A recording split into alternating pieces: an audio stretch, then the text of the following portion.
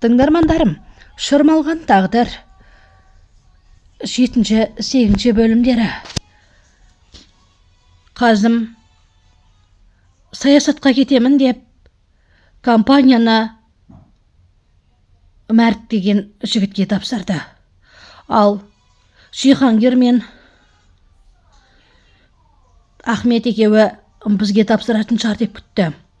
Осы кезде Сера келіп, Маджидені көріп қалып, «Маджиде, сен бұнда неғып отырсың?» деді.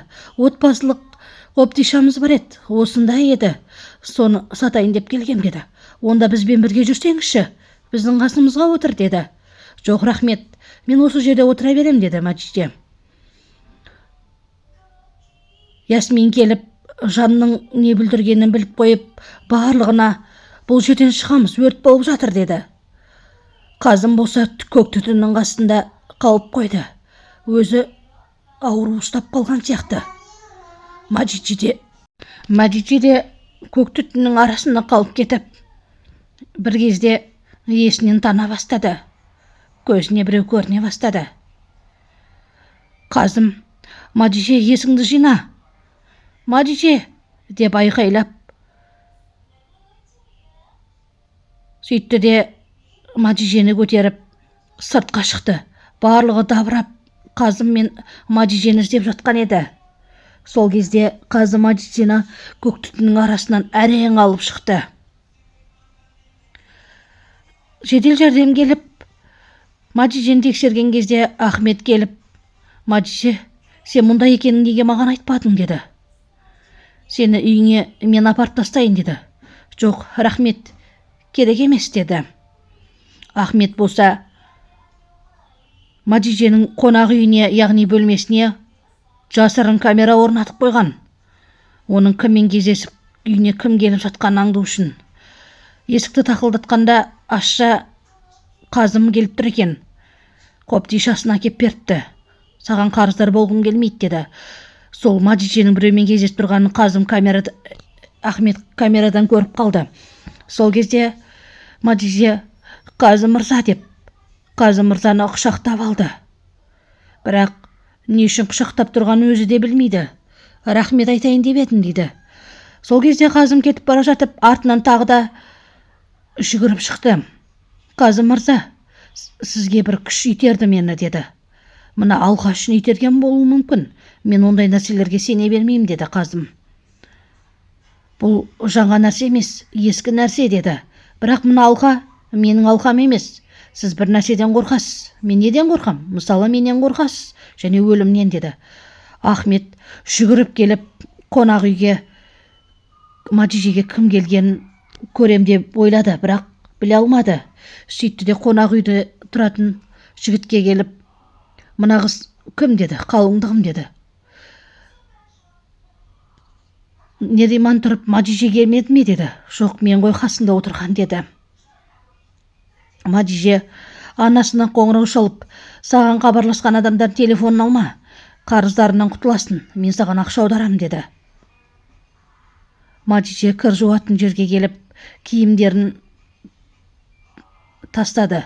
Сол кезде Нериман ішілік звондап, «Саған қалай рахметімді айтатынымды білмеймін, Маджиде. Рахмет саған» деді. «Оқасы жоқ, несіне рахмет айтасыз?» деді. «Рахмет айналайын, мені құтқарып қалдың» деді Нериман.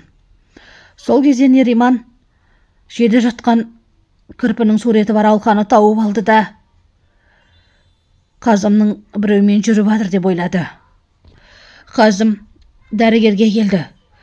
«Сіз не үшін Маджидеден Ахметтен қорғағыңыз келеді?» деді. «Ол не дегеніңіз?» деді. Маджиде Нериманды аңдып жүрген журналистпен танысты. «Сіз Анкарадан боласыз ба?» деді. «Жоқ, Измирден болам» деді. Маджиде Сараға келіп, «Кеше Қазыммен кездестім. Оның артынан іздеп жүгіріп бардым, бір күш итерді» дейді. «Ол қандай күш? Сенің өзің ақыл есің, ойың, санаң жоқ па?» деп Сара ұрсып бастады. «Жоқ, мен біреуді емдегім келеді. Мүмкін оның әйелім ба, жақындарын біреуін емдейтін шығармын. Сол себепте бір күш тартқан шығар» деді. Ахмет анасымен таңғы шай үстінде анасы саған Меджиден алып берем, оны үйге алып кел деді. Сен әлі де ағаңа ренжулісің бе деді. Иә апа, ағама ренжулімін деді. Сара бір науқас әйелге келіп, сол науқас әйелді емдей бастады. Оны Меджиже мұқият қарап бастады. Ол әйелдің мойнына сары моншақты қойып, терең тыныс ал деді. Кеуі жылап бастады. Ал Меджиже оған сіздің махаббатыңыз құтқарады келіншегіңізді деді. Еркек риза болды. Нериман Жихангирге тауып алған алқаны берді. Ясмин апасына сен жанның не бүлдіргенін білесің ғой деді. Я білем деді. Сера Зүлфіқарға, Зафирге шаршадым мен, мына өмірден шаршадым деді. Онда Ахметке кетсеңші деді. Зафир ойлан, Ахмет әлі де бойдақ, байқап көруге болады деді. Менің есеп шотыма ақша сал, позор болмайын деді. Жихангер Нериманға мен ағамнан құтқар. Ағамда мені бопсалайтын бір бейне жазба бар. Сол бейне жазбаның көзін құртсақ, мен саған көмектесе алам. Мына алқа кімдікі екенін деді. Кафе иесі Маджиге үйгеміз киноға барайық деді. Қандай кино бар деді. Білмеймін деді. Енді соны алдын ала біліп алмайсың ба деді. Сол кезде Ахмет Маджижеге келіп кешірім сұрады. Сен не үшін менен қашып жүрсің деді. Мен сенен қашып жүрген жоқпын деді Маджиже. Сені апам кешкі тамаққа шақырып жатыр. Ағамның қылығы үшін ұялатынын айтты. Сол үшін кешірімде сұрамақшы.